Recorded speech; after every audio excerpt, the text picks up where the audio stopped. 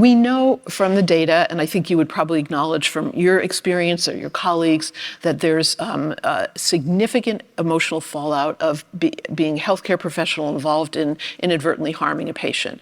And one of the feelings that often comes up is this sense of shame. And shame is where you go from saying, oh, I feel just terrible about this, to adding on to, it happened because I'm not good enough.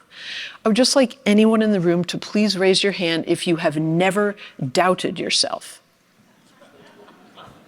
Right? It really triggers self-doubt. It can really trigger imposter syndrome. And I was always wondering, like, why are we so ashamed after errors? And I thought this study was really brilliant. They looked at the similarity between aviation and medicine and found that both stress the need for perfection and a deep perception of personal invulnerability.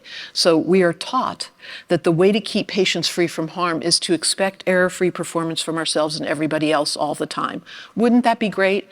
Physically impossible. Cannot eliminate human error. We can eliminate harm, but it will never be by bringing errors to zero. That's just an impossibility.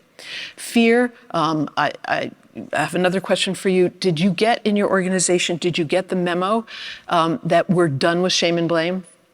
No, right? You might have gotten a memo that we're doing a just culture and safety culture, but we can't just switch from one culture that we've had forever in medicine to another and expect that that's going to actually stick. It's still very much with us. And I would like to just give you the example of one study that looked at what happens to the referrals to women physicians after a patient death compared to what happens to referrals to male physicians. And male physicians, only a small stagnation. Well, referrals to women surgeons dropped by 54%.